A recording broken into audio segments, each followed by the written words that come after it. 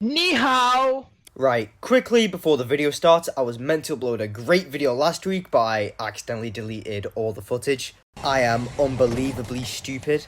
Anyways, I've got another grid series video, which I'll say how it works one more time. 3 heats, each random grids, which the final order of each one determines the start positions for a final race. Now, there's 4 speed modes of TeamSport. Grid series is meant to be on speed 3. I asked a few months ago if we could do it on speed 4. Victoria said no. Then a few drivers come back after like a year away, and now it's suddenly on speed 4. That makes so much sense. Anyway, enjoy.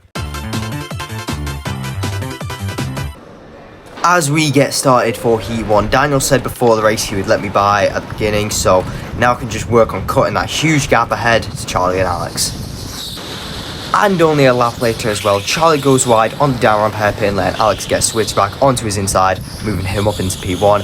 I'll try to take advantage of this, catching up to Charlie, actually making it on his inside, but he has a better exit. I'm staying with him though. I was thinking of a move on the first hairpin, but instead I'll take it normally and try and move on the second hairpin, but still, I just don't think there's enough room.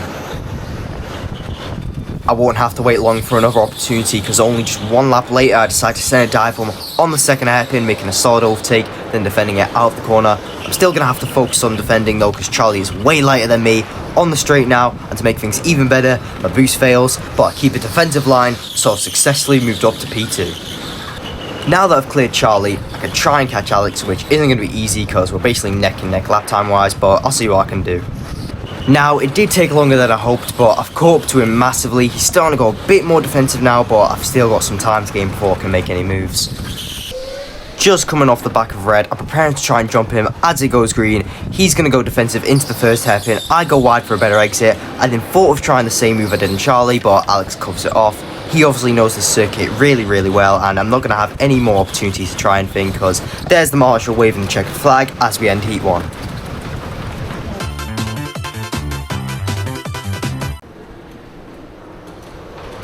Starting for Heat 2 now, Jamie decided to let me by on the start as well so he could try and follow me. And looking ahead, that is one ugly massive pack I'm going to have to work through as I head round turn 1. I gain loads of time, giving Alex a little nudge as well, helping him send it down the inside on Charlie. I try and follow him through, nearly making it, but Charlie gets a great exit.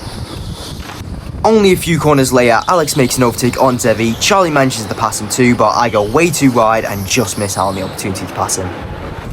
But I do have a lot of straight line speed to help me pass Zevi, moving on to lap 2. Then a lap later, Charlie sends a dive bomb on Mason, and I just managed to squeeze by him as well. 2 laps ahead, Alex just manages to squeeze by Devon as Charlie follows him through. I then decide I'm going to try and make a very late dive bomb on Devon, though it wasn't the cleanest move. I then signaled him to work together as we're side by side in the underground. I pass him and we can work together on catching back up to the front. I'm now trailing behind Daniel in P3, who looks behind him, and once he sees me, he decides to let me by. Thank you, Daniel, but now I've got to try and catch up massively to Charlie and Alex once again. Though this time it only took a few laps, Alex is already defending. I'm going to set up a switchback, not for the first hairpin, but for the second one, but it just didn't work. Taking a leap 5 laps ahead, I spot a gap on the inside, so I am going to send it, a bit of a scrappy one, immediately defending out the corner, finishing the move. Now a jump 4 laps ahead, Charlie's defending for P1, but on the down ramp hairpin, he goes a bit wide on the exit. I nearly managed to get a switch back, but he is just able to cover it off.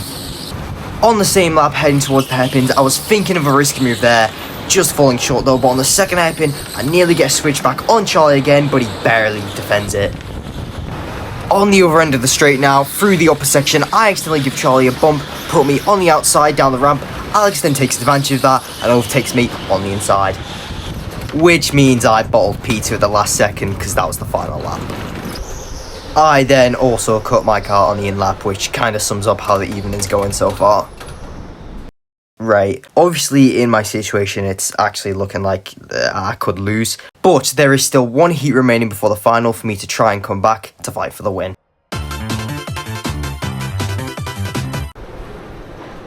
As we get started for Heat 3, I'm going to have to clear as many people as possible on lap 1 to get a chance at getting P1 and then just dipping. And I'm going to start with Devon, heading towards turn 1. I'm going to take him on the inside to get past him nice and quickly. Coming out of the underground, I have a monstrous exit helping me squeeze past Mason. Then out of hairpin 1, Zevi had a terrible corner resulting in this awkward skirmish where I got sandwiched. But now out of hairpin 2, I'm trying to switch back to Zevi. I barely keep the gap open round the double right, which is going to help me pass him on the start-finish straight. But because of all the passing about in the midfield, Jamie's just dipped and now I've got to try and catch him. And I won't have to worry about Alex or Charlie because Daniel is defending like his life's on the line. Like, look at this, the guy's a brick wall. And of course, once again, I'm going to get a monstrous exit out of the underground, helping me overtake Jamie into the hairpin 1. And other than still on my car, nothing really happened, so I brought my car across the line to win heat trade. And by this point, me, Charlie and Alex were all tied on points for the final, so the grid was decided on our fastest laps, putting me in P1, Alex in P2, and Charlie in P3. As we go green for the final race of the evening, Alex immediately going the offensive, leaving me no other option. I'm going to have to stick to my defensive line as I keep him behind me into turn 1. Then a few corners later, I was actually able to get an okay lead on everyone else.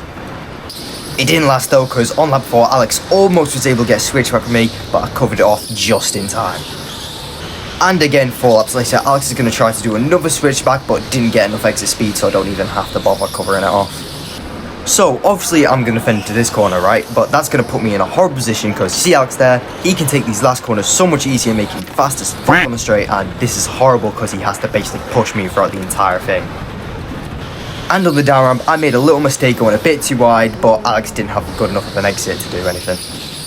Skipping ahead after I take hairpin 1, Alex actually pulls up beside me, gives me a little tap before pulling wide to try a switch back, so I take the corner more defensively, keeping him behind me. Now coming up to the hairpins again, Alex pulls beside me and is going to stick close to me this time, try something different, but I can still defend him and stay ahead. With only a few laps to go now, I was hoping for no action. It's just not going to happen though because I've gone way too wide, giving Alex a golden opportunity to take the lead here, but I just managed to save it. But it's alright, it's not like I'm going to make the same mistake 2 laps in a row, right? So literally the next lap, I'm going to make the same mistake again, but a lot worse, letting Alex stick his nose through the gap before barely shutting him out. Oh my days, I am shit. And so the universe can make sure I don't do that again, ends the race only a lap later. And I'm actually going to glaze someone else instead of me, for once. Devon is now the second fastest junior. Devon is somehow the second fastest junior. He got a 31.5, flat, 31.509. He's only been a local since like April. It's just nuts to me. Anyway, here's the podium. In P3 we have Charlie. In P2 we have Ollie. And in P1, of course, the guy's not took his helmet off. It just happened. Which one do I grab? Either, right. I have nothing else to say. Bye.